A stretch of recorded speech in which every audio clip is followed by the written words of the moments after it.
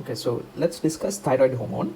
Now, thyroid hormone consists of two major hormones. One is called T3, the other one is T4. The number 3 and 4 indicates the number of iodine molecules attached to tyrosine residues in this protein compound. Now, let's look at the location in which T3 and T4 is produced. First of all, these cells are called follicular cells. These are present in the thyroid gland and they have a base and an apex. Now, the apex directs towards a central colloid. This colloid is full of newly produced T3 unprocessed, but produced T3, T4 and other substances. Outer to these follicular cells, you get these parafollicular cells. These parafollicular cells are the cells that produce calcitonin. Now, let's look at the way in which the thyroid gland produces thyroxine or T3, T4. So, first of all, the main product, the main raw material it needs from blood is iodine. So, it takes up iodine in a co-transporter molecule with sodium. Now, the iodine comes as I minus ions. So, they will go and they will meet this enzyme. This is an enzyme that has three major functions. So this I minus, the first function is it gets oxidized. It gets oxidized to I2. And the second function is it binds with the tyrosine residue of a molecule called thyroglobulin. Now, thyroglobulin is a protein that is synthesized by the nucleus. It travels into this colloid. This is the area of the colloid. And it will have binding sites for iodine to join. These are called the tyrosine residues. Now, they will join as monoiodotyrosine or diiodotyrosine. So, look at this. Mono means one iodine. Di means two iodine. Later, we get the third stage, that is coupling. During coupling, what happens is these molecules come closer together because of breaking off of these parts. The unnecessary parts are broken off. So when monoiodotyrosine and diiodotyrosine join together, it will form T3. And when two diiodotyrosine molecules join together, it will form T4. Now, don't assume that all the molecules will join to form T3, T4 because there will be some molecules which will remain as monoiodotyrosine and diiodotyrosine. Now, the three functions. The first one is the oxidation of I minus to I2. The second one is organification, that is adding an organic compound, in this case thyroglobulin, to the iodine. The next one is the coupling reaction that brings together the MIT and the DIT molecules to form T3 and T4. Now, when our body needs these molecules, when it needs T3 and T4, it will get a signal. So the signal it gets is from a hormone called TSH. TSH is produced in the anterior pituitary and it will come and bind to the follicular cells. And when that happens, the follicular cells will produce this pseudopodia and take up a bunch of these thyroglobulin attached T3, T4 molecule compounds. So it will come in, and what happens is it is going to be cleaved. So it is going to be cleaved such that all of these will individually be released. So the T3, T4 will come out and it will leave into blood. What happens to the monoiodotyrosine and diiodotyrosine? They will come out and another enzyme, it's called deiodinase. So that will act to remove the I minus and it will cause the tyrosine residues also to come out. So then the tyrosine will go back into this mix to produce new thyroglobulin molecules, and the I minus will go to be oxidized again by the thyroid peroxide enzyme. Now, this thyroid peroxide enzyme is the most important enzyme because we give drugs to inhibit this. So here are some drugs that we can give. One is called PTU, propylthiouracil. The other one is methimazole. So there's a very important situation. It is called the Wolff-Chaikoff effect. So what happens then? So before we remove the thyroid gland, we usually give these patients high amounts of Ki, very high concentrations of Ki. So that causes the iodine concentration to increase in the body dramatically. And that leads to, it's a protective autoregulation. It causes the thyroid peroxidase to stop functioning. And that will cause a decrease in the T3, T4 production. And that will eventually lead to the thyroid gland, becoming smaller and less vascular. So removal becomes easier. Now, let's look at what happens to the T3 and the T4 after it enters blood. Our liver produces a plasma protein called thyroid binding globulins. Now, these TBG molecules, they will bind with the T3 and the T4. So what is important is T4 has a higher affinity than T3 molecules to bind to these TBG molecules. And then they will go, and it must be released from these TBG molecules for it to become active. If it is stuck to TBG molecules, then the T3 and T4 are inactive. So free T3, T4 will diffuse into peripheral tissues, and T3 can act directly on the tissues. But T4 must be acted on by an enzyme called 5-deiodinase. Now, I need to highlight this. So this 5-deiodinase is what makes the functional T3. Because if the patient has high amounts of growth hormone or is under glucocorticoid therapy, then it causes a different enzyme, that is 5-deiodinase, to act and convert the T4 to a molecule called reverse T3.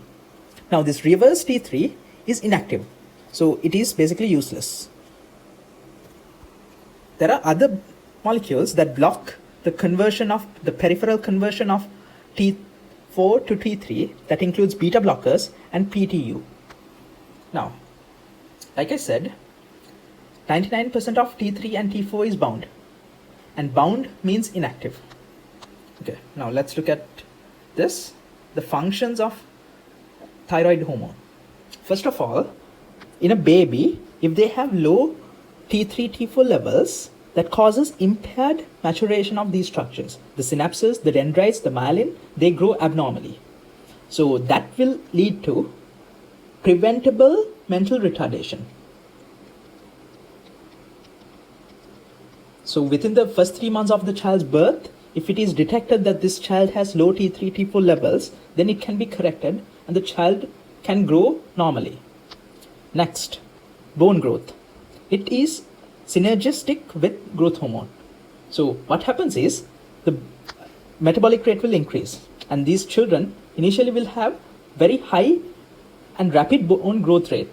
So the parents will assume this child is going to grow really tall. But what happens is their epiphyseal plates will fuse early, and that will lead to dwarfism. These children end up becoming dwarfs. The next one is these express beta adrenergic receptors on different cells.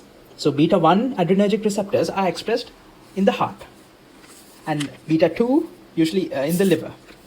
Beta 3 is found on fatty acids. So what happens is beta 1, beta 2 and beta 3. So let's take a look at the heart muscles. Now, in the heart, when the beta 1 receptor expression increases, another situation occurs, because the thyroid hormone will also cause the increase of myosin expression. And then that will have a positive chronotrophy. If you don't know what chronotrophy means, it means an increase in heart rate. Positive chronotrophy, increased heart rate. And it will also have a positive ionotropic effect. That is, it increases the contractility. So now the heart is pumping harder and is pumping faster. So that will cause the systolic blood pressure to go up. This leads to the circulation becoming hyperdynamic. Now, what happens in the blood vessels? The basal metabolic rate will be high. So that will produce a lot of heat and waste products. And that will lead to arteriolar dilation. So that causes the arterioles to become larger. And what happens to the resistance? The resistance against flow decreases. And this causes the diastolic blood pressure to go up. The diastolic blood pressure will go down. And when there's an increase in the systolic blood pressure and a decrease in the diastolic blood pressure, the difference is called the pulse pressure, and the pulse pressure will go up in this situation. Now, let's look at what happens to the fatty acids. So when there is increased expression of beta-3 receptors, it can be stimulated by other molecules to break down these fatty acids. So now we have LDL high concentrations in blood. So what happens to this LDL? They will be taken up by the liver, and it will be broken down into this situation. It will produce more glucose because the body is having a higher basal metabolic rate. It needs more glucose. I'll come to that. Now, let's assume that there is normal expression of beta-3 receptors, but the patient is hypothyroidic. That means he or she has low T3 and T4 levels. That will cause a decrease in the beta-2 receptors. It does cause a decrease in beta-3 also, but let's look at what happens when there is a decrease in beta-2 receptors. So these adipocytes will keep producing LDL, and the beta cells are not willing to accept it. There's no beta receptors which can cause the acceptance of the LDL into the liver cells. That can lead to high blood cholesterol levels, which can lead to atherosclerosis. So hypothyroidic patients have high blood lipid profiles, and also they have a high risk of atherosclerosis. Now let's look at blood sugar. So blood sugar will increase. How does it happen? It can occur via two methods. One, by breaking down glycogenolysis. That is called breaking down glycogen, or gluconeogenesis. When you have the word neo plus genesis, it means new production.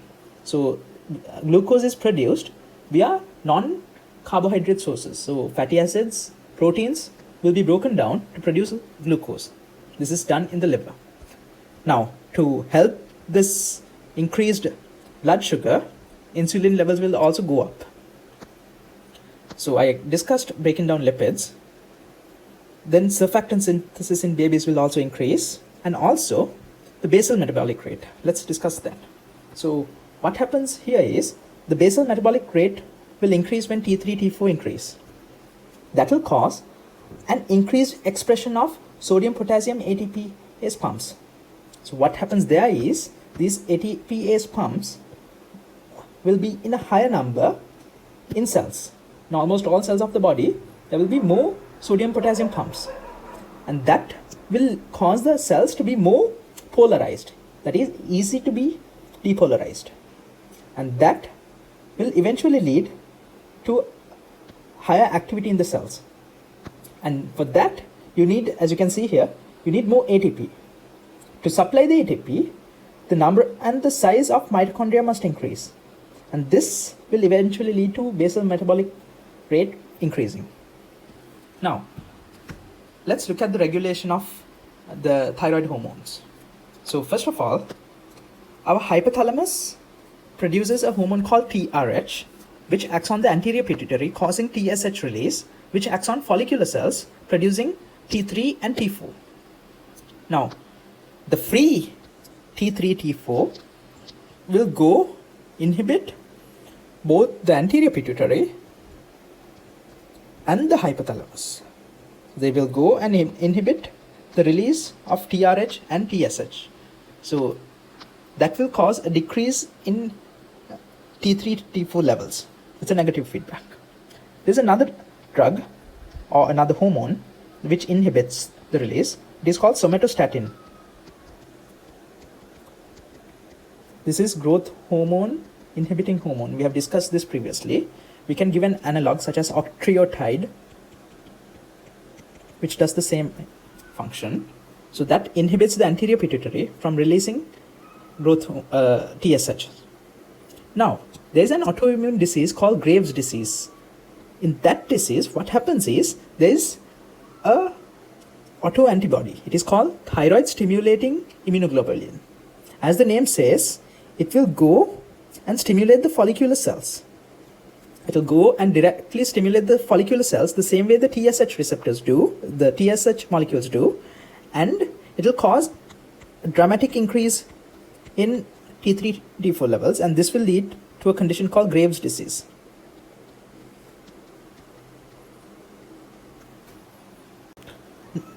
Now let's look at thyroid binding globulins. This is produced by the liver, and in situations such as pregnancy and oral contraceptive use, that is presence of high estrogen, it will cause the liver to produce more TBG. And when there's more TBG, that means the free fraction of T3 and T4 is low. So when that happens, as you can see here, there's no free T3, T4 to inhibit the anterior pituitary and the hypothalamus. And that will cause TSH production, which will eventually lead to the total T3, T4 levels to increase.